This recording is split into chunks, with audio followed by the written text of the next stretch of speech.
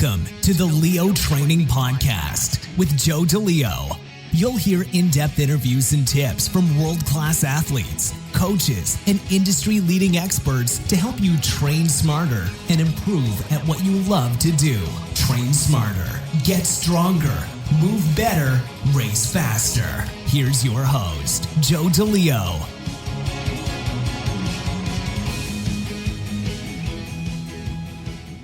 We're back with episode 72 of the Leo Training Podcast, and I've got an absolute treat for you.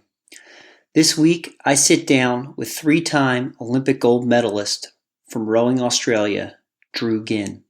I reached out to Drew after recently reading the book, The Kiwi Pair, by Eric Murray and Amish Bond. In that book, they talk about having watched Drew's YouTube video titled, Will It Make the Boat Go Faster? So after reading that passage in the book, I looked on YouTube, found the video, and watched it. And it sparked my interest. So I reached out to Drew, and we set up a time and kind of reignited that conversation that he started a few years back. So one, I suggest you take a couple minutes and watch that video. It'll really help kind of prompt some of the conversation that you're about to listen to.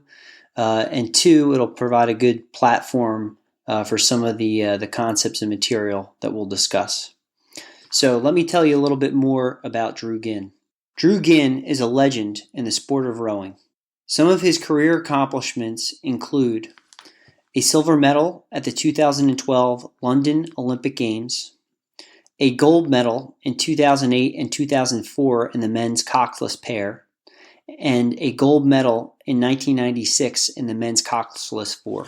He's also won numerous world championship medals throughout his career, and some of the honors that he's received throughout his illustrious rowing career include an Order of Australia Medal in 1997, Australia Sports Medal in 2000, Crew of the Year in 2003, and in 2014, Drew was awarded the Thomas Keller Medal for a lifetime of achievement in the sport of rowing.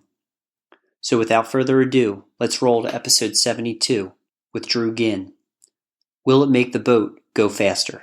I am thrilled and very excited to have on air with me triple Olympic champion, Australian Drew Ginn. Drew, welcome to the show. Thanks for having me. Good to see you. Yeah, it's great to see you. Really appreciate you taking the time to do this around, your busy family and holiday schedule. It's great to, have the opportunity to sit down and chat with you about rowing and just all the experiences and knowledge you've accumulated over the course of your career. Yes, well, you've been patient with me with the rescheduling as well.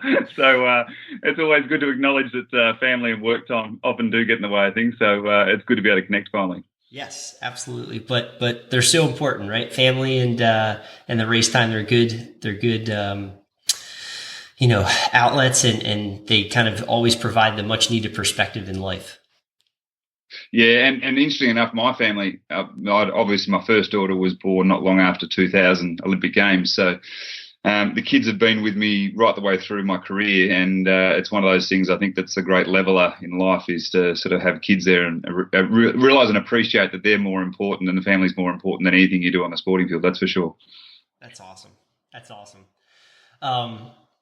And that's great because you know what? That sets a really good tone for the rest of this conversation we're about to have. So before we kick off into some of the topics that we have down, I got a pretty kind of eclectic audience. So why don't you take a couple minutes, introduce yourself, let people know, who you are, where you're located geographically, and what you're doing, now in your career. Yes, well, I'm based in Melbourne, obviously St Kilda, and what's quite fascinating is just over 6 months ago I took on a rowing program role, head of rowing at Caulfield Grammar School here in Melbourne, and we've got sort of 210 kids out to 240 depending on if there's school camps on at any particular time, and 40 coaches. So for the last 6 months, that's kept me hugely and very intensely busy with things. And it's really interesting, having gone from being an athlete all those years where I dabbled in coaching and enjoyed sort of moments where we'd actually use coaching as almost like a complement to what you're doing in sport. But obviously in the 20-odd years that I've been involved in sport, you've been sort of more focused on yourself and what you're doing with your team. So to be able to now get a chance to go back and coach full-time has been amazing. And so I'm doing that now from Melbourne and not travelling as much overseas. So no longer doing the tours with the national team. I did the head coach integration role with the national team there for a little while.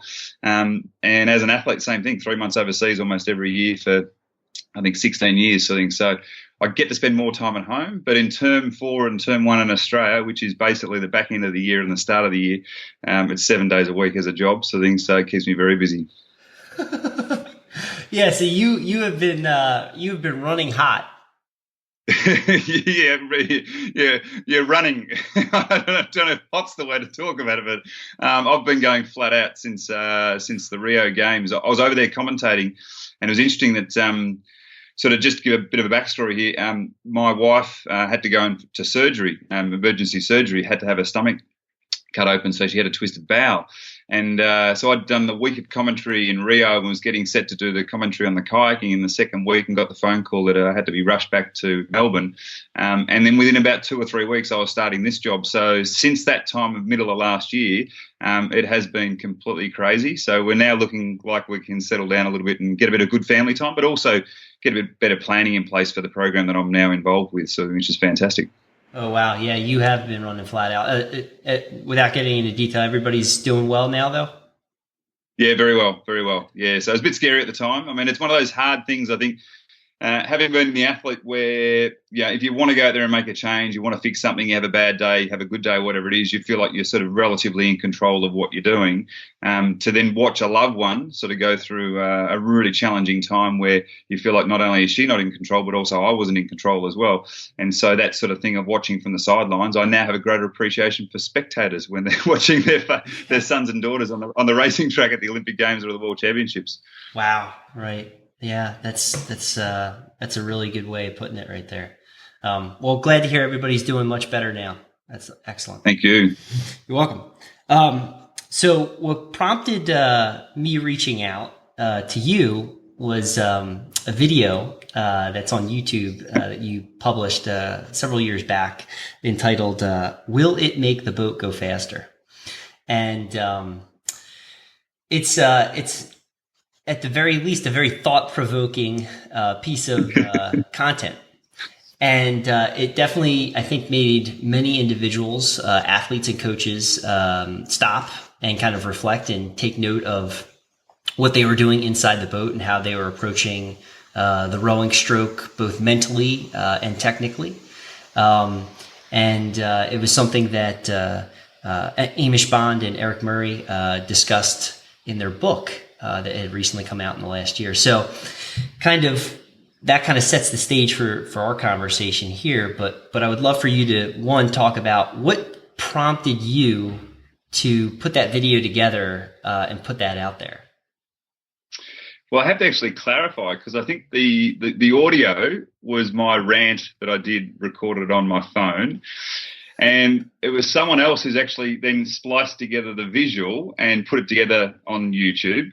And what I found fascinating was the fact that I was doing a lot of recording at the time, and more so just recording stuff for my own purposes of just cathartic sort of process when you're going through pretty intense times.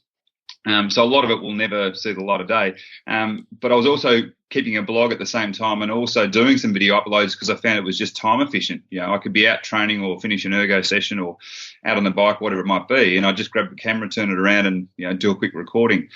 So that particular recording, I remember sitting in the car driving from St Kilda here up past Albert Park Lake at the time, and I'd had a rowing session with Josh Dunkley,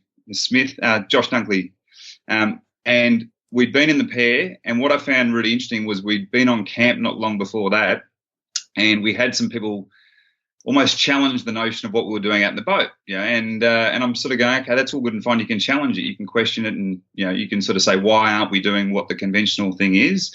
But I found myself getting really frustrated that people weren't in Australia anyway, looking at what we'd done in the original Awesome Force and the guys that I'd joined, and then Duncan Freeman, myself, and James Tompkins in the pairs, and then obviously Josh and this new four.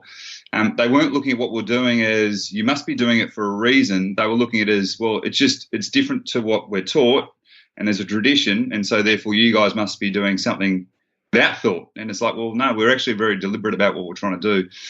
So it was out of frustration, and it was out of annoyance for just getting constant questions about slow hands around the back or sitting still for too long and all this sort of stuff. And for me, it sort of missed the point. A bit like watching, I'll use the example of Canadian 8 when they were doing the so-called wild layback.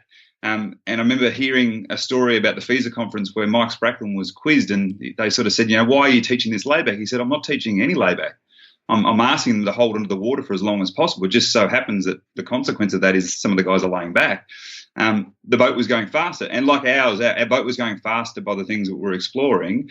It was just counter to a lot of the traditional beliefs. And the thing for me is all too long I'd been involved in rowing myself where that sort of stuff was frustrating. The people would just blindly follow a traditional model that had never been proven or justified. And there's no question that the traditional idea of spin the hands and get over can have benefits, and I've never questioned that there at all. But the notion of countering that, particularly in the small boats, take your time, be calmer off the back. What we were finding was we were just getting much more speed, rowing a way that was so counter to what the traditional style was being said to do. And I'd battled that all through my career with various coaches telling me to do something that just felt slower, sort of thing. So, and eventually you mature enough and old enough that you can sort of have a bit of a rant. And eventually we've got this thing called the internet, and we put it on, and people sort of are polarised by it, I suppose, which is the good thing about being able to have a voice. Yes, yeah, it is. And so many of the things that you just shared there, it was interesting. I remember watching that video several times, and then also, in the lead up to your last Olympic Games in London, and a lot of the kind of the press clippings talked about that, where it seemed the Australian four was really emphasizing this deliberate, there was a pause at the release of the rowing stroke, and to me, it really looked like you were, as a boat, as a crew, were really getting that kind of collection point and gathering yourselves, especially in terms of posture and where you wanted to be moving from. I mean, that was kind of just from a movement perspective, not really rowing, but watching everybody move in that boat. That was kind of the emphasis I took away. So I don't know if that's accurate or what you guys thought about, but that was how I saw it when I watched you move. Yeah. And I think what you're doing there is you're seeing something, and you're going, look, there's an obvious point at which they're meeting. And for me, that point of you finish the stroke together, whether or not you're trying to hold the boat for longer in the water, whether or not you're trying to sit up tall, whatever the point is, you've got to have that reference of knowing where to meet at the finish. And there's no doubt there's other meeting points. Obviously the catch is another meeting point, maybe somewhere on the way forward and somewhere hanging on the blade as well. What I find interesting is when I think about it and I go back in time, for me, I think it's less about a movement, more about the intent of just challenge the way you move, and challenge your assumptions about what is going to make the boat faster, or challenge your assumptions about what's going to make the movement better. And so what was fascinating was I'd worked with 2011 sort of two different people, with Josh and myself and two others in the boat, Nick Purnell and Sam Locke. And then the next year we had two more in, who were James Chapman and Will Lockwood. And for those 2 years, it was really fascinating trying to sort of find a nucleus to now believe in, making the boat faster. But the fundamental, as you say, the visual is you're sitting still at the back for that little bit longer. Valery Kleshnev, the biomechanist from Russia, for all those years, he had a really interesting article that came out about centre of mass. And when I read this and then I thought about what we'd been intending for so many years, I sort of went, right, well, there's some science that actually explains it. So you've done that great work to accelerate. Why then jump off the back so quickly just to get a slight bump in boat speed acceleration versus centre of mass acceleration? So you've done the best you can. And I suppose what we were getting as a feeling was you felt a lot calmer when you sat still and let the hands go at an appropriate speed, and then let the boat sort of come under you rather than the other way around, if that makes sense. Yes, it does. And the other thing too, when watching the video on YouTube, and you kind of giving your the points, it was beautifully synced up. Is when you're talking about taking that little bit of time around the release and then coming off the backstops and onto the recovery. The clips, I think it was you and Duncan rowing in the pair, some there, but like the fluidity of the stroke, especially at higher race cadences. Once you guys got up to speed, it was just cyclical. It just moved around both ends. It was just very, very smooth and fluid. And that was the thing that immediately jumped out to me. There was really kind of no discernible endpoint, quote unquote. Yeah. And I think that was, so the thing we found was to take it from rate 18 up to rate sort of 38. The thing for me is you wanted to have the same sensations around all parts of the stroke, so we didn't necessarily sit still and slow the hands down. It was more so the hands were moving at the speed of the boat, and therefore we could let the boat roll under us and catch it. So as the rate came up, it wasn't so much that we were more powerful. I thought we were doing is we were taking the boat speed with us on the way through. To highlight this is a really interesting one. One of the girls, Lucy Steffen, who's in our Australian women's team at the moment, I went out for a row with her a number of years ago, leading up to the 2016 games, in a pair because her pair partner, Charlotte, was injured at the time, Charlotte Sutherland. So I jumped in the bow seat behind this girl who's only tiny. Like, she's not a big girl. She's not overly strong. Her physiology isn't great, but she had really good rhythm. And what I also liked was she was up for the idea of challenging the way she moved in the pair. And I said, well, look, we'll do a little lesson here. And I'd actually heard Hamish and Eric describe themselves doing their own experiments, which I think is the power of any athletes experimenting and coaches experimenting. So they did finish checks versus quarter slide checks, and mimic the same stroke rate, however many strokes they were doing, and then watch the boat speed. And they said, well, when they were doing the finish checks versus the quarter slide checks, they were going 5 seconds faster. Now, obviously, when you're doing quarter slide checks, you're going slow, but it was that sort of thing of little experiment, here it is. So I said to Lucy, we'll do the same thing. And then after a while, I said to her, now, whatever weight you're feeling in the hands at 20 strokes a minute, I don't want that to change. We're just going to gradually bring the whole thing up, as you say, in that fluid sort of motion, and we'll see where we get to rate-wise. First time we got to 28, then eventually we got to 30, then 32s, 34s. And at one stage at 34, I said to her, easy or there, how's that? And I think she described it as being, I think it was 137 split she was seeing on the screens at 34. Now, for a girls' pair, and I said to her, how do you feel? She goes, I actually feel like I'm not rowing hard. And so the test for me was when you sort of described the fluid sort of stroke from end to end, not having a discernible start-stop, is that load that you've got, that torque through the hand at, say, rate 18, 20, you're never going to produce any more than that. But the problem is we actually try to row harder when we take the rate and boat speed up versus just maintaining that same pressure. So I think for me, there's a few little tests, and the Kiwi pair had their tests, and my test was to sort of have that kinesthetic feel in the hands and not feel like you've sort of got to produce a lot more power when you're going higher rate. And even though I'd rowed with guys like Duncan Frew, who I thought he was amazingly strong, he'd still peter out like anyone if he tried to row too hard for too long. So teaching someone just to move with the speed of the boat and just do what's enough to hold it there. I mean, that's where the rhythm probably came from in many respects. It's back to the early days of the awesome foursome sort of stuff. Very cool. Very cool. So to kind of bring it back to the beginning when you talked about some of the traditional ways of thinking.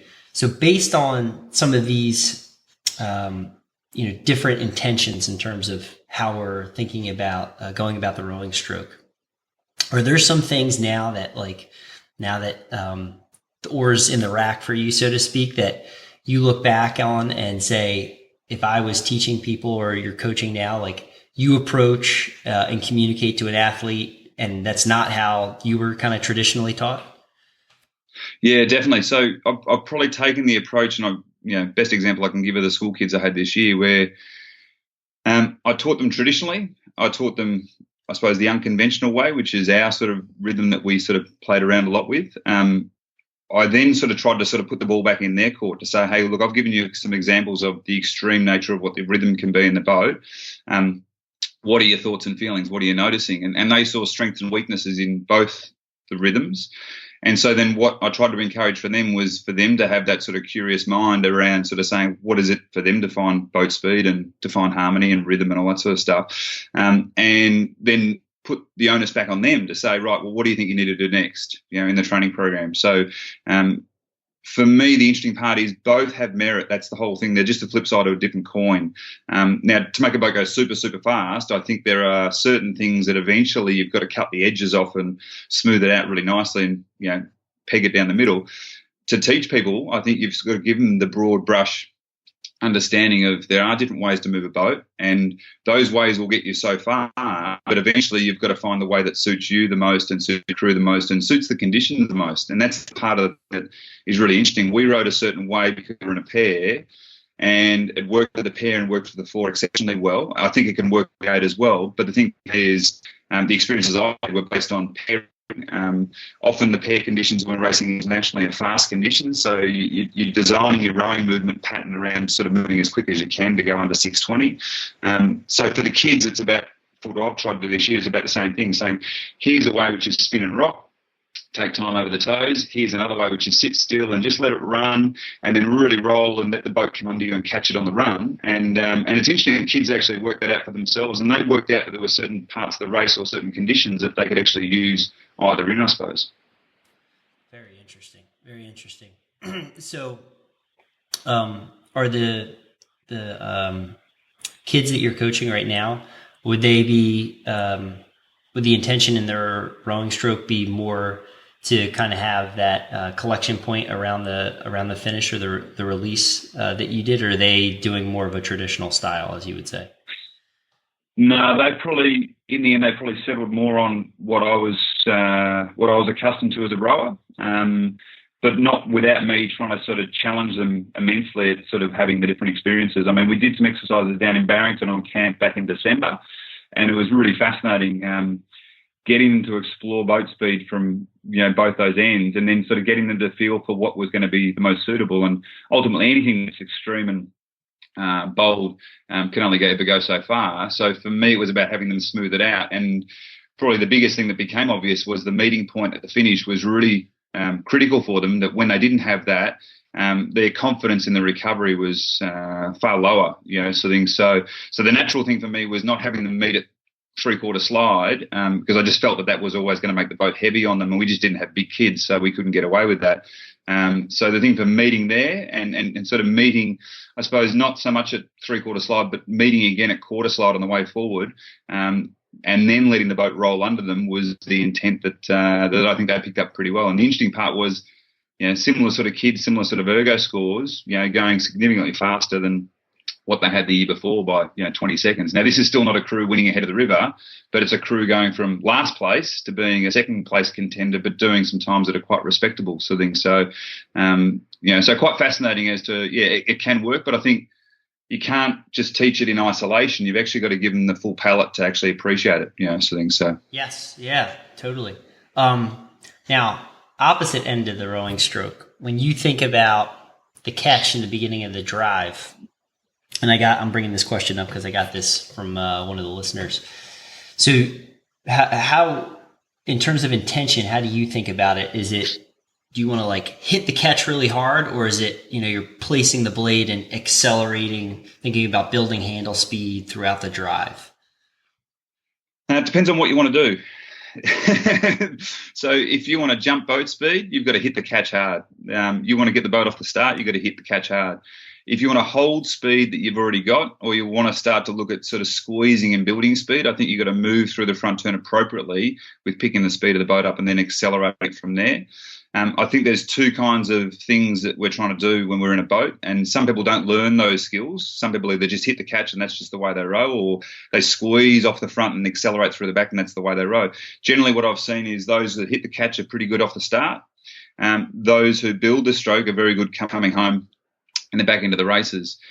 We used to practice both, partly because we didn't have some of the physical assets like, say, a Matt Pinson or whatever it might be. And so just overall physiology wasn't as good, but what we had was leverage. Also what we had was, I suppose, an interest in understanding how to kinesthetically use our bodies better to do it over the full 2,000 metres. So the intent off the start was hit it as hard as you can off the front, really generate that great rate of force development quickly, but once you've got boat speed, to then turn it into almost like a 30-70 pressure where you're just timing the front turn, but then that little bit of a whip through the second half holds the boat speed, almost lets you recover. And then when you're ready to change boat speed again, and I'm no longer racing now, so I'm not giving away any trade secrets here. But what we used to try to do through the 1,000-meter mark was to see if we could go faster than what we'd gone in the second 500 at the same stroke rate. And so what was really interesting in a lot of our races was we'd often put 3 seconds into people in the third 5, partly because we'd gone 1 second quicker and others had gone 2 seconds slower. And so what looked like a significant jump in speed wasn't so much a significant jump in speed versus a slight jump in speed, but because we're already going fast, at the 1,000 metres, it was hit the legs off the front really hard for about 20 strokes. You get this bump in speed, but then you relax back into that middle and finish 30-70 sort of pressure. And then we'd be able to hold it for the full 500 rather than paying a price for it. And so the thing for me was learning that, but the real challenge is not a lot of coaches, one, understand that I find. And a lot of athletes aren't encouraged to play around with that. And so you get the challenge is in an 8, you get sort of the complexity of the 8 people. How do you execute that? Mm-hmm. Simplicity in a pair, being just 2 people. I mean, pairs are tough to row, there's no doubt about it, but you've got to play little tricks like that in the pair to actually keep it at speed. And so our thing was, don't miss the first foot. You have to really get hold of it quickly in the first foot, but you've got a choice between holding it and loading it versus just holding it and moving with it. And 2 things you're trying to achieve is probably, what I'd put in the perspective of understanding there. Right. Now, kind of based on what you just shared there, I take it, if I'm understanding you correctly, you feel that, grabbing it and picking up and accelerating in terms of over the course of 2,000 meters, that's much more efficient in terms of like energy expenditure. Would you say that's accurate? How would I put it? I'd say that'll give you a 95% row. Okay. If you want to go super fast, you've got to use your assets. So we know to produce boat speed requires anaerobic power, and it requires quite elastic sort of power generation, but it's costly. So to get your very best 2,000 meters, you've got to use that when you can, and often you can use it 2 to 3 times in the race. Much more than that, and people blow up if they try to hold on to that for too long. The other one is if you're fearful and don't use any of that, well, I reckon you get a 95% effort out of your race. It's still hard, but it's not your true potential. And so, the interesting one when you watch the Kiwi pair is they're operating at an extremely high level when they're super, super fit. I reckon if you looked at their max pressure per stroke, from their first stroke to the last stroke, they're actually managing to keep it on, but they're very quick in and onto the water, very quick loaded, but they've got a physical capacity that's been developed through the training and just genetics. Yeah. They can actually do that. We weren't training like those guys, so we couldn't quite row that way all the way down the track, but we could certainly get a bit more anaerobic sort of speed out of the boat early. 130, 500 wasn't unusual, and we could come home if we needed to. But in the end, if you don't use the 130 a little bit at the start, right, you're giving away maybe 3 to 4 seconds. Those guys didn't need to do it because they were able to sit on 133s, 134s all the way down the track. Now, the interesting one with me is when you've got athletes who are more anaerobic versus the aerobic, you've got to work to their strengths as well. You don't want to train an anaerobic athlete to be an aerobic athlete only and then give away their asset. Just likewise, you don't want to train the aerobic athlete to be an anaerobic athlete and give away what they're good at. So I don't think it's as easy as just row this way, moving pattern wise, and that'll give you your best 2K. Because I reckon you can look at examples like the French pair in 2000. Those guys, if you look at their history, when they changed speed with 1,000 meters to go in Sydney, that was anaerobic. I mean, that was ballistic. That was kicking it off the front and really going for it. You see them with 250 meters to go. I mean, they're right on the limit. They're falling over. But they basically got 750 meters sprint out of themselves. So they've conserved energy for the first 1,000 meters, rode the rhythm we're talking about there. They've thrashed it like anything for 600 or 700 meters, and then they've survived the last 250 meters to get to the finish line. That got them their fastest 2,000 meters. Now, if they had rode the first 1,000 meters the same way in the second 1,000, I reckon they would have been a couple of percent off their very best. Still would have been tired, but just not their best. Right. Okay, very, very interesting. The other question I wanted to ask in terms of rowing, I've seen a lot in a lot of your videos. One thing you use a lot in terms of training is a bungee cord. Yes. So, what's the what's the purpose of that? Do you use it strictly at lower rating pieces, or both higher rating? And then are you trying to get different results out of using that as a tool? Yeah. I think the bungee is it's one of the, I mean, it's one of the great things we can actually do to a boat that is quite effective in producing more load than the water resistance creates. The thing for me is what I always found that when we did bungee work, we didn't need to do quite the strength loading work in the gym because we were getting another load there.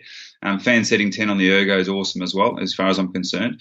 I'd had a few experiences where just due to injury, you're always looking for ways of actually putting a bit more tension in the body that didn't mean risking injury, if that made sense. Yeah. So the use of the bungee for my mind was, okay, we could use it 3 times a week. We could even use it 4 times a week. We could use it for low rate work, which was obviously slowing things down and making the skill set easier to execute, but also using it in much higher rate work and transitioning up through the gears, and the ability to say the bungee slows it down, makes the rhythm and ratio hard. How do you still make the rhythm and ratio look the right way around? And so a lot of the videos that I remember being on YouTube that we posted, a lot of discussions for us were, how do we make the acceleration of the boat? How do we make the acceleration of the movement? How do we make the boat speed in with a bungee cord on, make it look like normal rowing? And so then you take the bungee off and all of a sudden you've almost got this super compensated, visual of, wow, how do they accelerate that far? I'd also had a surf boat experience where I'd trained in a surf boat crew for 12 weeks where the boat itself is 700 plus kilos. You're often rowing over really shallow water when you're pushing off from the sandy beach. And so it's just a huge load. I did 12 weeks of training, jumped on and did a lab test, and the lab sports scientist, Catherine Pashuno, was there watching the results, and I went like 40 metres further for my last 4-minute test. And my VO2 had gone up by 3.3 or 0.4 mil to 6.7. And she was sitting there going, how's this happened? I said, I don't know. We've just been doing all this surf boat work, which was heavy load, but we were doing interval work, which is the traditional Danish session of 17 on, 5 off, 17 on, 5 off, starting low rate, ending up high rate. I said, that's what I've been doing. And she goes, that's just extraordinary for you to get that gain out of yourself at the age you are. So that prompted the thinking about the power band work needing to not just be power band slow, but also power band high and athletic as well. And you do that work, you take the band off, you do a 500 metre piece, it flies, And so the body, I think, gets a chance to experience that, and then you sort of go, right, now all you got to do in a race is tap into that movement pattern under pressure, under load, sort of thing. So, but it was an antidote towards being injured as well, because I couldn't do what I was doing in the gym previously. Right. So before we jump into that, because that's something we want to talk about too. In terms of the bungee cord, now when you're doing, say, like a more of a steady state session where the cadence is lower, and you're putting in mileage, would that be, even with the bungee cord, would that still be typically a longer session if you didn't have the bungee on? And then how long would an interval session be? I'm just trying to get a sense of how much time you and your teammates would be spending with the bungee cord under tension, under load. Yeah, we'd probably use it a lot more than others previously would have dictated. So if we put the bungee on at the start of the session, we might not take it off till the end of 16 Ks. Okay. So you'd do the whole warm-up paddling with it. You'd do workloads with it. You'd finish off with a couple of bits of work. You'd finally take it off and you'd paddle for your last 2 Ks home with it off, and you may even do a bit of running piece after that. That's sort of like the typical using workloads. We came to a bit of a philosophy, which was the bungee was actually beneficial for just doing whole rowing sessions as well. Mm-hmm. So, laps of the lake in Varese, where you basically have the bungee on and, you row basically 20 Ks, all at rate 19, rate 20, really good, hard, driven sort of work. Call it grinding away. And just having that tension in the body the whole time, where gut wrenching to actually work against it. But instead of doing it, say, for 2 or 3 Ks of a row and having it as a little stimulus, you actually do it as a piece of the entire session. So for me, I found the benefit came not rowing the traditional power strokes. So we went away from put the bungee on for power strokes, we went towards have the bungee on as a stimulus and load, and learn how to row really well with the bungee on. So it's almost like it'd feel bad and slow you down. You felt a bit awkward. Don't fight that. Work out a way to find the rhythm and feel in it all, and find the suppleness in it all. And I remember years ago at the Australian Institute of Sport, the bungee get put on. It'd be a set of 20 by 20, power stroke efforts or whatever it might be, and everyone would row ridiculously hard, but row poorly. And I never quite got it deep down inside. I did it because we all got told to do it, and it was that way of be tough and hard. And but then years later, it became obvious that was actually creating more problems than advantages. So to have the bungee on, use it for a whole paddle, is great. I've done it in single sculls, where surefire way to turn 8K single scull row into a very slow, long session. Right. And if you think about music, when people are learning music, slow it right down. So the bungee takes the speed off the boat. So there's a benefit there. It puts more load through the body. There's a benefit there. So there's so many good little things I think happen as bunches of variables that give a good stimulus that way. Okay, excellent, very cool. And then if you're doing interval work with shorter minute pieces or meters, are you just keeping the bungee on for maybe the pieces at the beginning of the session, or same thing the entire training session you would have them on? In pretty much the entire session. So a classic session we had probably twice a week was a 10 on, 10 off, 20 on, 10 off, and we build up to say 120, and we go back down, and you repeat that pyramid twice. Now what we do is when we came back down, we'd increase stroke rate. So you go from being 16 strokes a minute and then gradually up to sort of 38 strokes a minute. If we did 2 pyramids, which is a truckload of work, if you can imagine that, we'd have the power band on for the entirety of that workload. And that's a really long session. So when you get to the end of that, your body is completely cactus. But I wouldn't recommend it as a start session. But the thing for me is, if you can imagine saying you build up to 60 and then down, you do that twice, build up to 80 and then down, build up to 100 and then down, build up to 120 and then down. And so the thing for me is it was a systematic approach of build the load and conditioning over time into the body, but all the while trying to maintain movement integrity or harmony with what you do, but also a feel for the boat.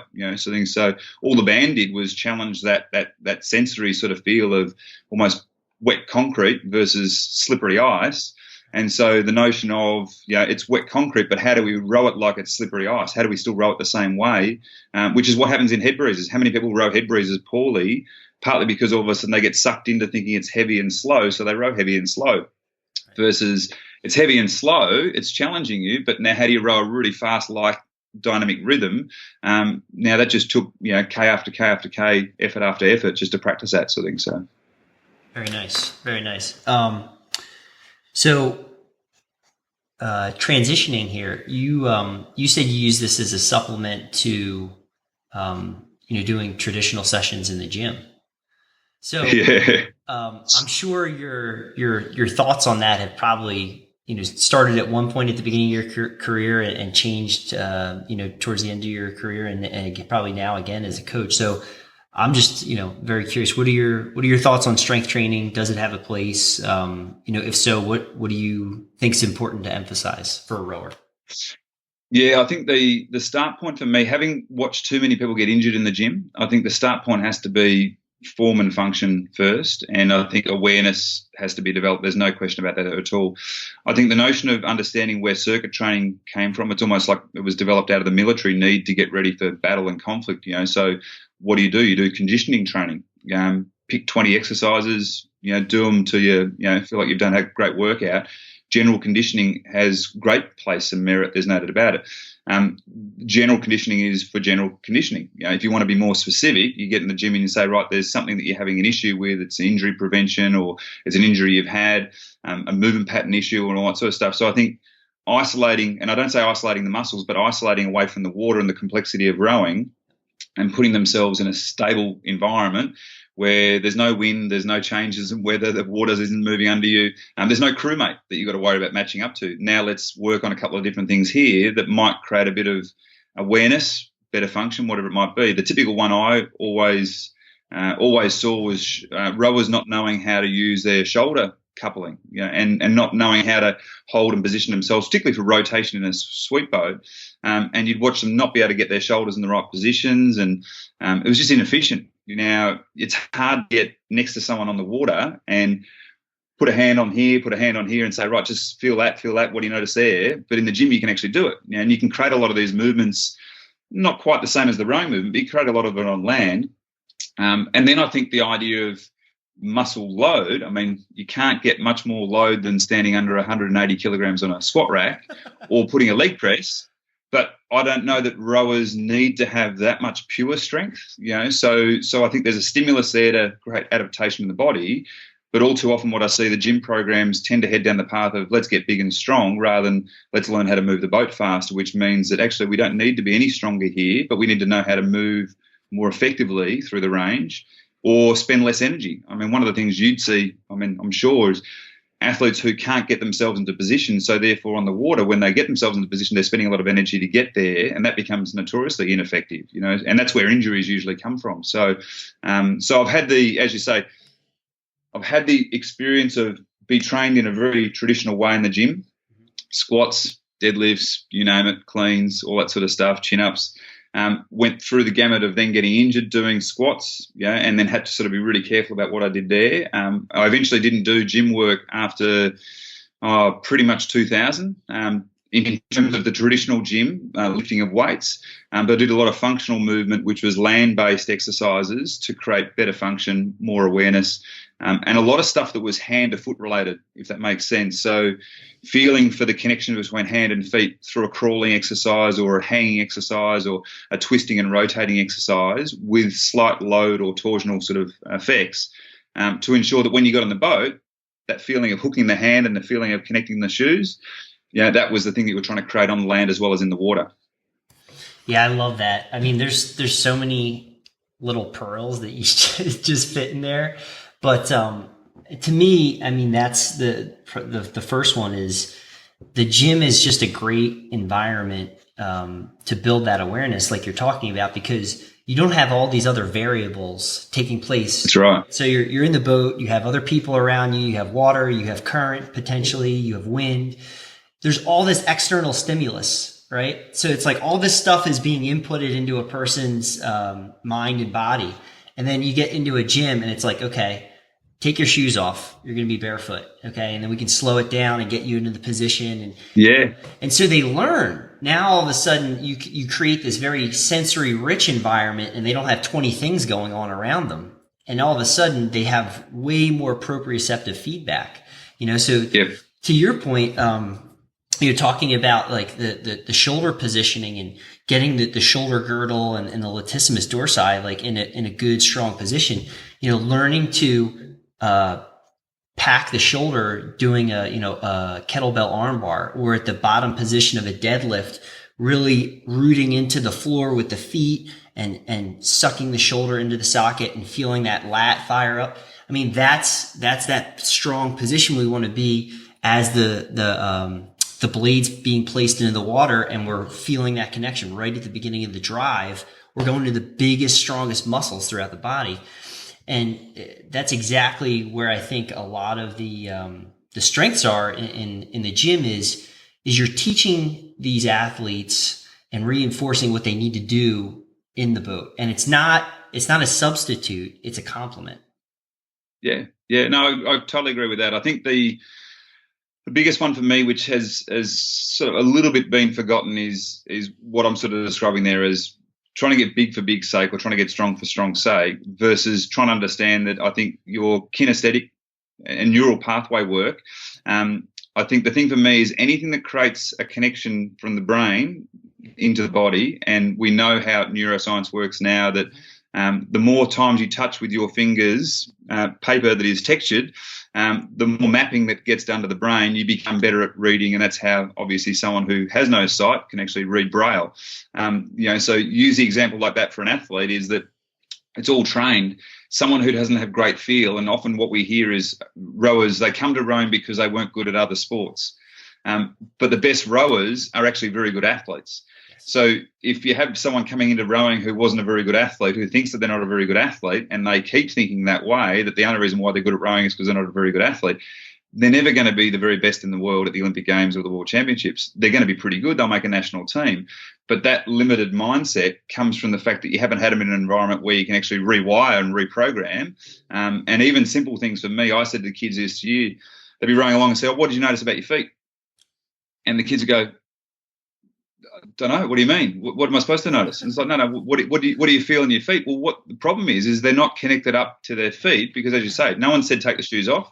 They're not allowed to take their shoes off in school gyms. No one said to them as they're doing an ergo, feel the pressure under the balls of the foot, feel the pressure in the heels as you make contact, feel these things. Equally, we become all very good at the hands, because they're right in front of us and we feel the things with eyes all the time. But the connection between the hands and the hips, that's not well understood. The connection between the hips and the feet, not well understood. So for me, making those neural connections, it can happen in a gym. It can also happen out in the grass in a field or whatever it might be. It can happen in the boat park before you actually go out in the water. But to ignite that and light it all up is really instrumental. I think then if you can also handle better load in the gym because you're moving well and you feel confident, then you're getting the double whammy. It shouldn't be the other way around, which is try to get you handling really big loads, assuming that that's actually going to be okay for your rowing, because all too often I've seen people get stronger and the boats not go faster. And yet I think if they were moving well or moving better, then that extra strength would actually move the boat better, and particularly if it's got a kinesthetic element to it where they've got better feel for the water and stuff. Absolutely. Absolutely. Yeah. And the two connections you mentioned there, that, the hand towards the hip and then the feet to the hip. I mean, that's huge. That's, we got 3 contact points in the rowing shell, the feet on the foot stretcher, our butt on the seat and the hand on the handle. So those developing that kinesthetic awareness around those 3 points and doing stuff outside the boat, I mean, that's huge. And there's no doubt about it, like how much having really good proprioceptive awareness through the foot totally can change the neural activation patterns through the connect chain up to the hip, so that makes a huge difference. Just doing things like, Yanda's short foot, where you're shortening the arch, lifting the arch in the foot. Well, that's going to get you connection up into the hip, or even, if you're going to get set for a deadlift or a squat, thinking about, gripping the floor with your toes and then spreading it. Now, all of a sudden, okay, I'm thinking about externally rotating the feet. So all of a sudden, wow, my hips, I can feel the outside of my hips, my glutes, they're completely turned on and firing. It's those little things like, okay, now when I get onto the ergo or I'm in the boat, like that's the kind of, I want that total body connection. Absolutely. Yeah. Well, but how's this one? So you do a gym exercise. So some of the traditional stuff was really good. And when they say do a squat, let's have full foot contact because otherwise you won't be able to lift the weight. All right. That's genius. And it makes perfect sense. But how do we row for so long having people do gym work? And then we didn't say to them, hey, look, let's get full foot contact in the boat. And then, Paul Francis with Bat Logic and a few others get together and they go, actually, this makes perfect sense. Why weren't we doing this in rowing? So the good thing about that is it all of a sudden has a bunch of people thinking about the foot contact in the boat. Now, whether or not locking the foot down is perfect or not, that's not even the question. It's got people thinking about it. It's got people being more aware of it. And yet in the gym, we were doing stuff in the gym that could actually help rowing, and yet we never made that connection. So the thing for me ultimately is if you're going to do gym work, make sure you're appreciating the gym work is trying to make the boat faster. If you're going to do stuff in the boat, make sure you appreciate how that's connecting to the stuff you're doing in the gym. And same thing being, if you're going to go and do another activity like riding, running, swimming, it's like find the way to connect that back in so that they're all like a bit of a web. Mm-hmm. Ultimately, you become more genius in terms of your movement patterns and more preferred, so it becomes more efficient, So and that's what I love. The coolest part is, go back to the video. I didn't have a rant about the rowing for no reason. I had a rant because I was getting frustrated that too many people were going rowing and not even thinking about how they were rowing and how they were moving a boat, and coaches weren't thinking about how they were coaching it. So a little bit more intelligence being brought into it, because we're all smart people, right? Like a lot of people in rowing aren't stupid, and yet people weren't thinking about making these connections before, and so I think that's really cool now that you watch better movement patterns happening on the water, more efficient movement patterns, and you see some athletes doing things like the Kiwi pair, which, give it another 10 years, 20 years, it'll be someone going under 6 minutes and everyone will be going, how the heck are they doing that? But someone will have worked it out. And that's more sophistication in the whole training system. Yes, totally. And one other example, I thought this would be interesting to share with you. So let's just do a calisthenic exercise. So no weight, all body weight stuff, right? Because I like to integrate that in as well. And I think there's a lot to be learned from an athletic perspective when you strip away all tools, no weight, and you just have to learn how to use your body. Yep. So one of the things I'm working on right now is a half body weight military press with a kettlebell. But before last year I was training and I went through like a body weight certification, and all through my rowing career, I was a port sweep rower. All right. So he really developed really good hip and leg strength of my right leg. That was my inside leg. But interestingly enough, I actually have a much easier time doing a one arm push up and a one arm, one leg push up with my left arm. Right. And here's what I found.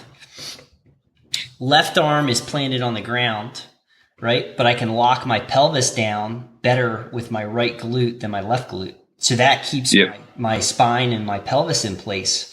Well, there's that rowing connection, right? I spent 15, 20 years rowing. Came in handy. Yeah, that right hip is really, really strong. My outside leg, it doesn't have, I can generate tension with it, but not to the level that I can with the right. And so when I go to do a right one arm push up, I kind of lose a little bit of tension. I have a little bit of rotation where I don't want it. Right. So that's something where as an athlete, I don't need to do a lot of repetitions of that exercise, but from a awareness and learning perspective, wow. Okay, I know I really need to keep my pelvis in place so I'm not flexing through my lumbar spine and I'm not rotating through my rib cage or my shoulders, and I'm keeping my shoulders square to the floor as I go through the pressing motion, all right? And then that connects directly to the rowing stroke if I'm spending all of my career and I'm moving and rotating to one side. Well, and that's what drove our land-based training after 2000. One, you get injured, so there's an individual there that the strength and conditioning coaches and the rowing coaches had to sort of work around. But a guy called Mark McGrath, who was originally a strength and conditioning coach, has become a movement specialist and worked with a lot of footy players and tennis players here in Australia. He worked with James and I from 1993. And we watched him evolve in his thinking and philosophies and all that sort of stuff. And a lot of the things we were doing later became termed infant development, which was just going back to the very basics of rolling, crawling, reaching, lifting, lunging. What was quite fascinating was the more we did of that, we found out in the water it became easier. And so we started making the connection to ourselves. It was like, we're not actually doing anything. I mean, it was mentally taxing. If you did a 90-minute session of this sort of stuff, like you get to the end of it going, wow, we're actually dripping in sweat. Yep. We feel exhausted. We do some sprint exercises as well, so there's some running stuff there. And part of the thing he had was, look, you do so much rowing stuff, I don't need you to do more of that sort of movement. What we'll do is stuff that's going to be the antidote to that and balance you out. And so all the crawling, all the stuff that was, from hand to the left foot, right hand, across the path and back, and everything we did, all the rolling and all that sort of stuff, you just looked at it and you went, hold it, and then you get out in the boat and balance became easier. You found that you were calmer in the boat, so we weren't so much muscularly stronger in our quads and our lower back and our shoulder structures, but those were just as strong as they ever needed to be. But now we were much better connected through the whole process, so we could actually spend less energy. And so one of the things we found was we're getting gradually faster, but we actually felt almost guilty that it wasn't hard work, traditional hard work to row faster. Right. If that makes sense. No, it does. It totally. You integrated a ton of neurodevelopmental sequencing, the stuff that babies do, the rocking, the crawling. And the one thing that I'll add in there is that it's a different load. It's very nervous system intensive. So like you said, you're challenging the body to move, and you really have to think about sort of cross body patterning, left arm, right leg, especially with the crawling and everything. And what you'll find, and I'm sure you experience it when you first start that out, it doesn't take but a couple minutes, and like not only are you sweating, but like you really feel from the inside out, your deep core is like really like working hard, and you're like, holy crap, like I'm tired mentally too. That's right. That's right. No, go ahead. No. So put that in the rowing situation. Take that sensory feel and connection, and then put it back in the boat. And the thing that we noticed was the front position. We could get ourselves into much better positions. We could produce a lot more force. James was always fantastic at rate of force development in the old biomech stuff, but he wasn't trying to row hard. It was just his natural ability, partly because he could hold load in his body really well.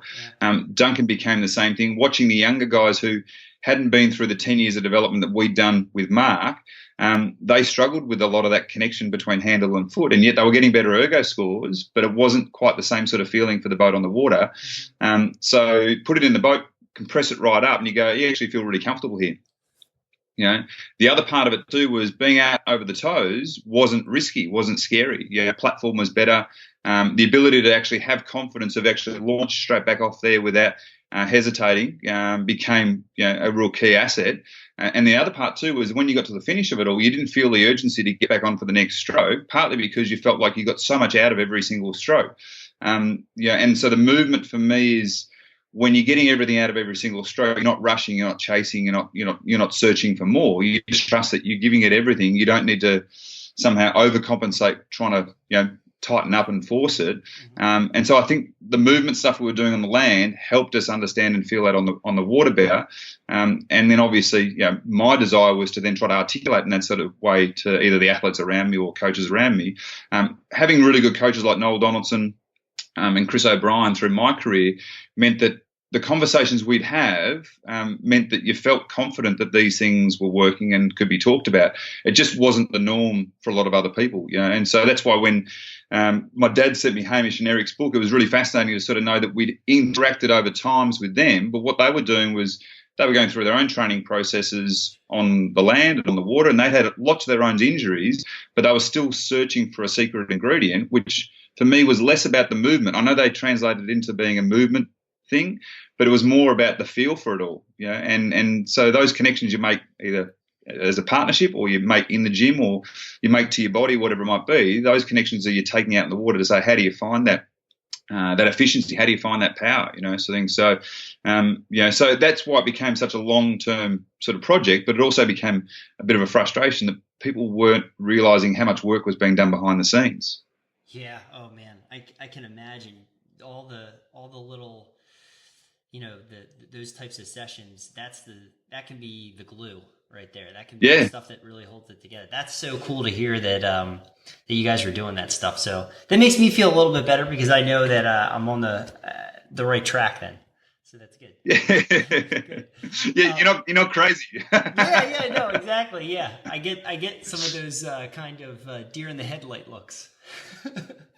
But we'd have the same thing. So we'd have James and I standing upstairs in this fifth floor of this building. It was the building I worked in with Mark, and we'd be up there and we'd be doing stuff that started out as James and I on the floor with Mark coming up with these harebrained ideas about different movements he could get us to do. And we seriously felt embarrassed at times. Like, there's no doubt about it.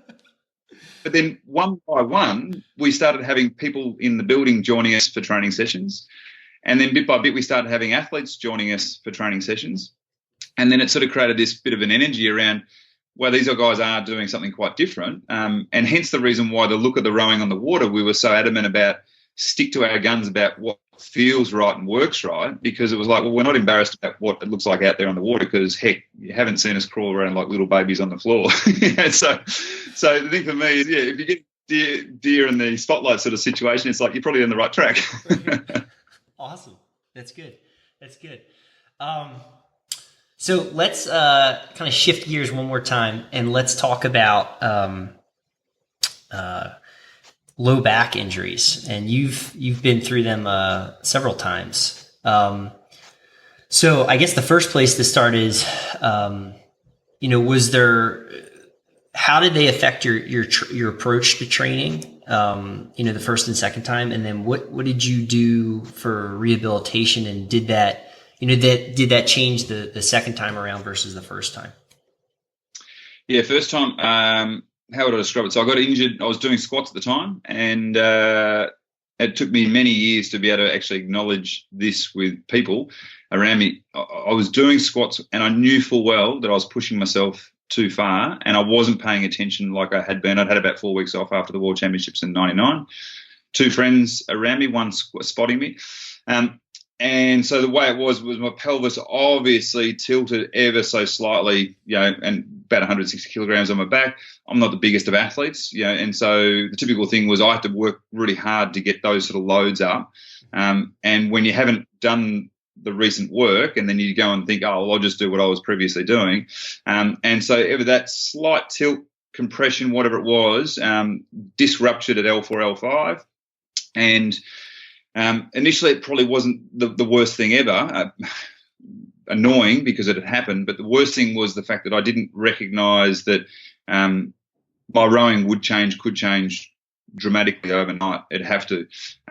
The biggest thing that happened was I didn't fully appreciate how bad the injury was. Most people with backs sort of tend to think that give it a couple of days and they'll settle down because you've had a previous back issue where a couple of days and it settles down, a bit of spasm.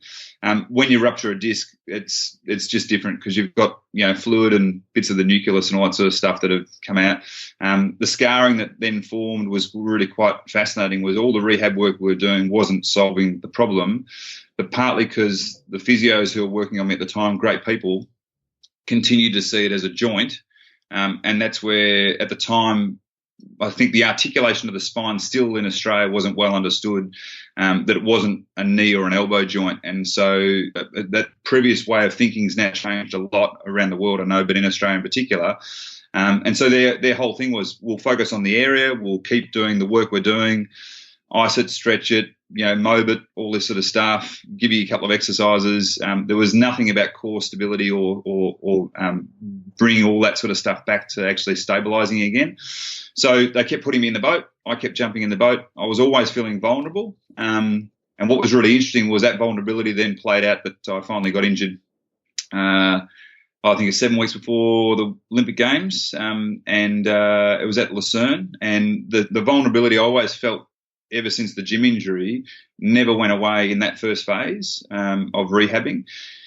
And I eventually had to have surgery because the sciatica pain down my left leg at the time just never went away, and quality of life had really gone. So the surgery gave me sort of a 12-week window of opportunity to get my life into gear again. I sort of went back to basics myself and did a lot of stuff which was just go back to the exercises that I felt would work for me, go and explore some other stuff for myself.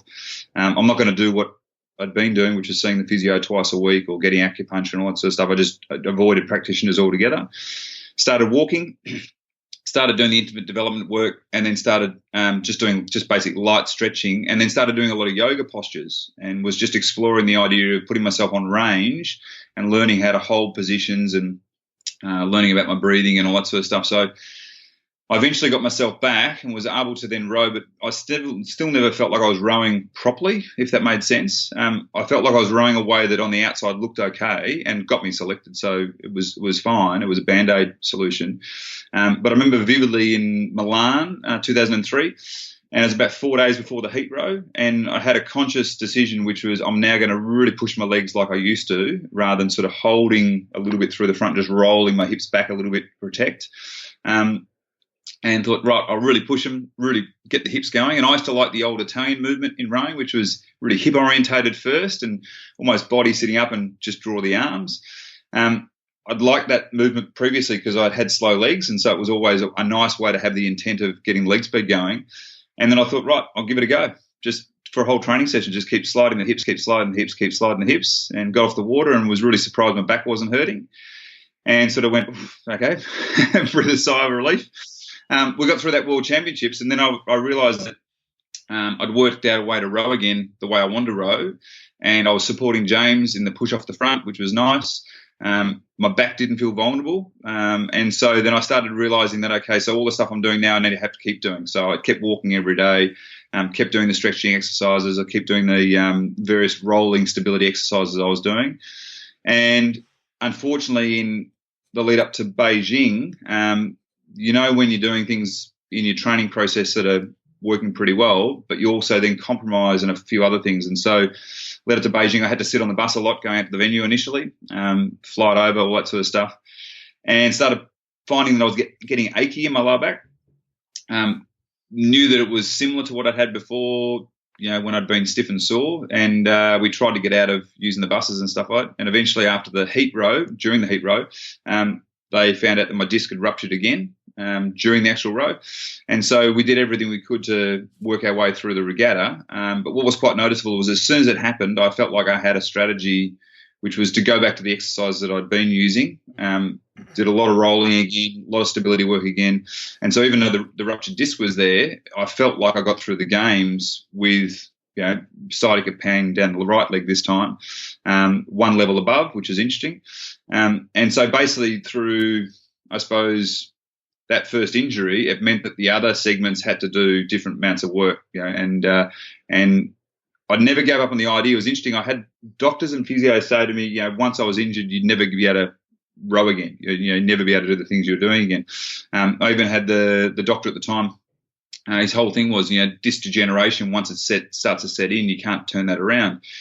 He saw from the scans of the first surgery to the scans of the second surgery, he saw that the disc health looked better second time around, because I had second surgery after China. And so what was really interesting was I sort of said, well, how's that happened? He goes, well, what have you been doing? And it was really interesting doing the walking and doing the mobility stuff and doing a lot of the infant development stuff with Mark. That had brought life back into the discs. Now this injury had happened because of compressive loads of sitting on buses that were hard plastic seats and an hour out, an hour back, doing that twice a day, and that just wasn't good for me anyway. So I realised that sitting wasn't great, but I was convinced that what we were doing from an exercise management perspective for the athlete was actually really good. And I'd done loaded stuff as well. So this is the part that I found really quite hard to get across to people was I'd do ergo work with fan setting 10. I'd do power band work on the water, ridiculously hard rows with load and all that sort of stuff. I never felt questionable about my back. When it finally happened in Beijing, I didn't think it was from the rowing. It was just purely from stuff that I really knew that I shouldn't be doing, but I couldn't get around it. They wouldn't let us stand on the buses. So, and a little bit of stress of the event. So what I learned from the first one to the second one meant that the second one didn't have to be a disaster. I could have quite easily fallen over and, the injury could have stopped us from rowing there and achieving gold. So grateful of going through that, but more so grateful of the people I had with me. Duncan was there to help support the process. Chris was the same thing. So I had a lot of faith in the fact that I wasn't an athlete who hadn't done all this work, where it's easy to sort of think when someone gets injured that it's their fault for some reason or whatever it is, and somehow they haven't done something right. I think they had full faith that I'd done everything right. So the big part of it now, I look back and I go, back injuries don't have to be what they were. There was a lot of misunderstanding of backs when it first happened to me, even about surgeries. Things have changed dramatically now. I think the surgery gave me a grace period, to get things right. I wouldn't necessarily recommend surgery, most times for people. But for me, having put my body through what I put it through, the only way to get that brief moment in time to actually rectify the pain management stuff was to do it and fix it from there. So it's been an interesting journey having had the injuries over the years, because then I rode with someone like James, who never really had any injuries all his career.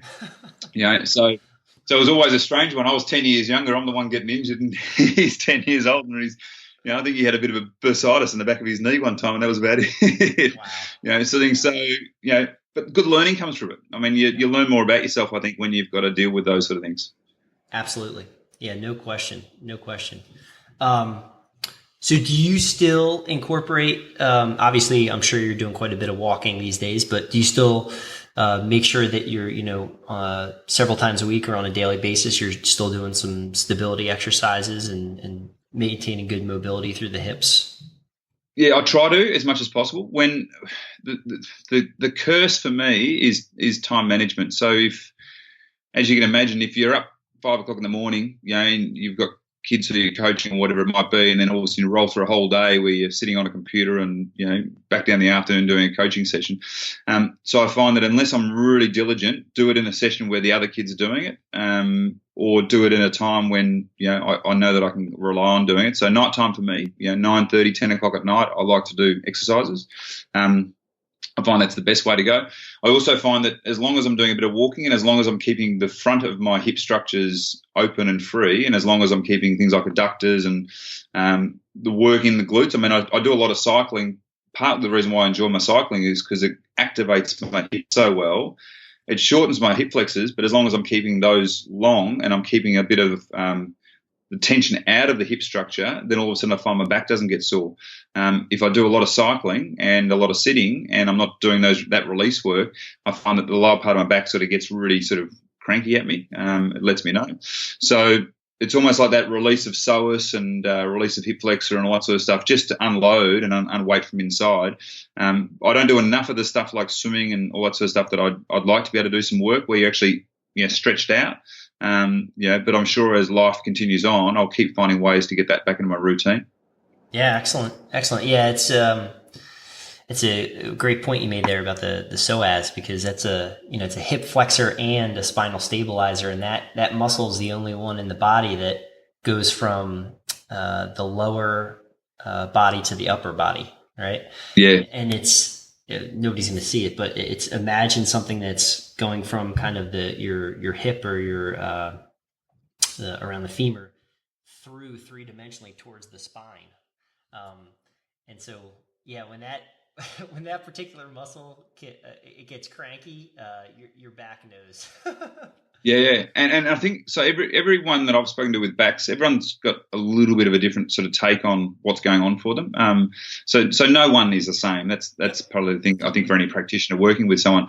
But I've found 8 times out of 10, you can help someone release psoas, which they find is really hard to do. And I've got a couple of little exercises I've played around with over the years, and all of a sudden when I get it right and I'm sitting there, it's like an achy sensation on my stomach, and I've got my leg cranked up behind me and over to the side. And all of a sudden I sort of come out of that and I can't stand up straight away. So I've just got to lay there and relax just for a little bit and let everything settle. But as long as I keep doing that stuff regularly, it's almost like knowing my body and what it needs. But if I get that,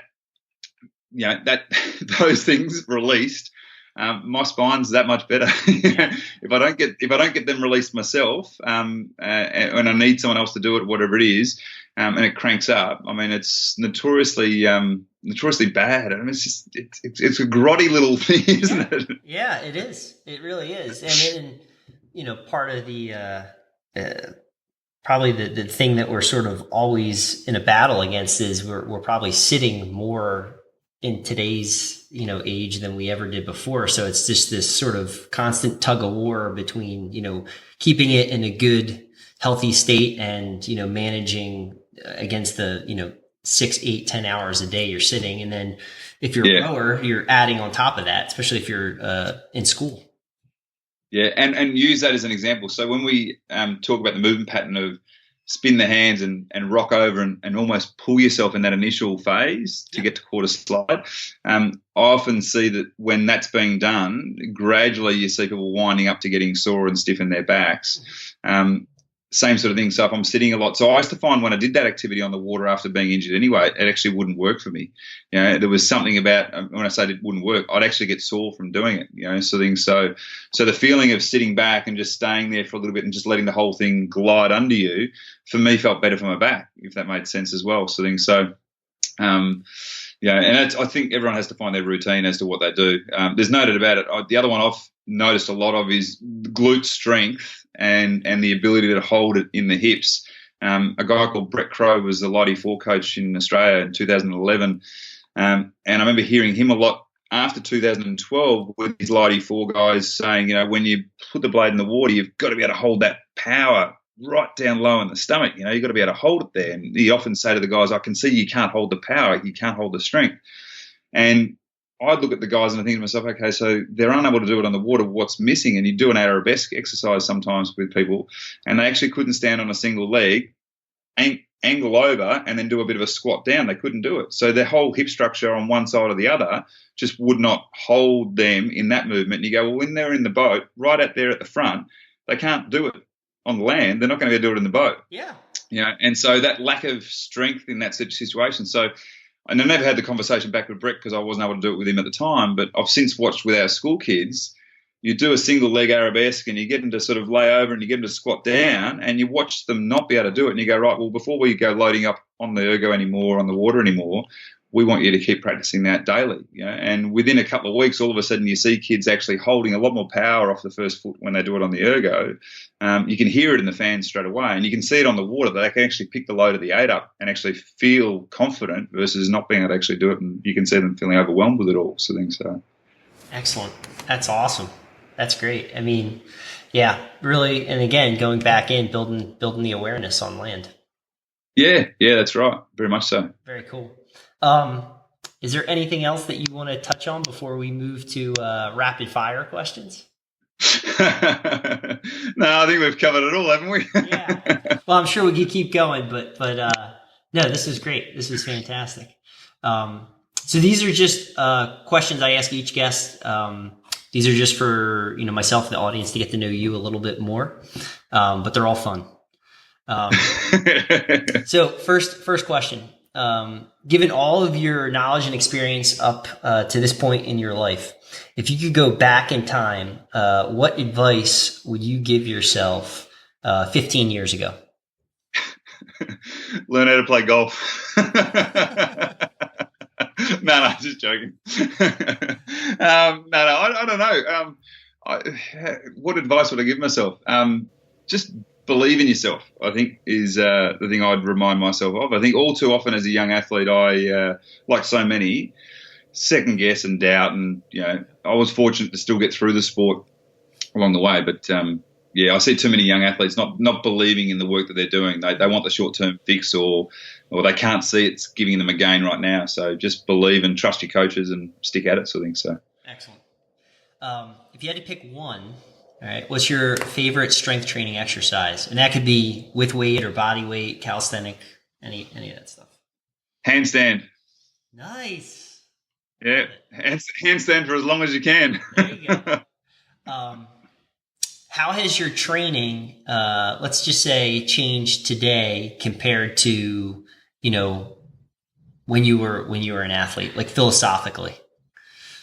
I've probably continued along the path of wanting the athlete to be more empowered and to be truly athlete centered rather than paying lip service to that. I think all too often what I saw when I first started out, it was bias around coach centered. It was all about what the coach thought needed to happen.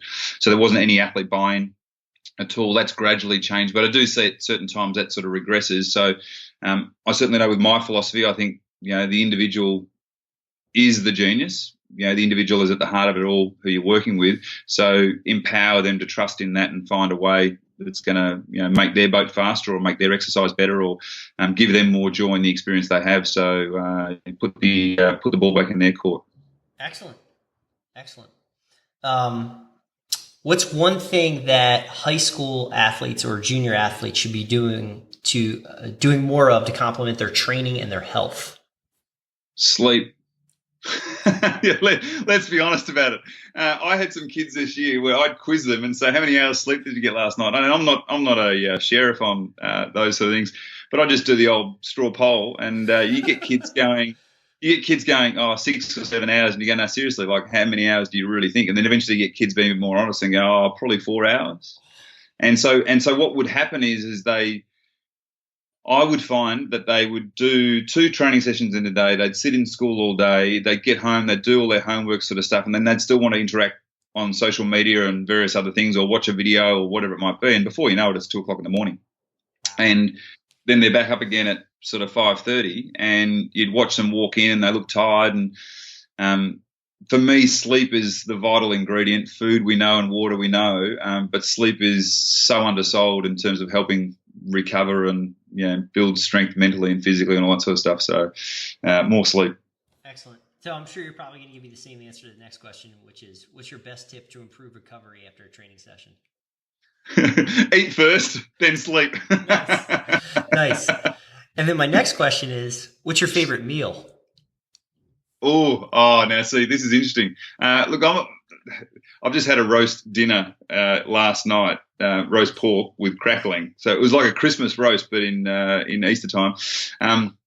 What's amazing for me is I just think a good meal that has a good variety, of everything, good flavors, and it has to be coupled with having family around. I think that's really part of the engagement with food is I think it's all nice to scoff food down for yourself to, get yourself ready for tomorrow's training. But I think having a good family meal with everyone around, that's just as nourishing as the meal in itself. Absolutely. Can I also add one thing? Yeah, of course. I'm a bit of a fan of Tim Tams too, so just, What's that? Tim Tams, chocolate biscuits. Oh, I've never had those. You don't have Tim Tams over there? Surely you got Tim Tams. I'm going to have to Google this. You're going to look up Tim Tams. So what you do with a Tim Tam is you bite one corner and you bite the other corner and you suck the milk through the middle of it, and it's delicious. That sounds good. That's a little indulgence for you. There you go. Yeah. No, I'll have to check that out. What's one book everyone should read? The Brain That Changed Itself. Oh, by Norman Doidrich. That's very good. Yeah. Neuroplasticity. Excellent. Yeah. That's the one book that I've read where I've just sat there just thinking about so many people I'd like to share it with and talk to people about, particularly when you've got family and friends going through all sorts of life-changing things at times and stuff like that. You sort of go, read this, it'll help you make sense of either what's happening for you individually or others around you. So, excellent. Yeah, that one's great. I love that book. Final question. Who have you studied or do you continue to study in your career to improve and get better?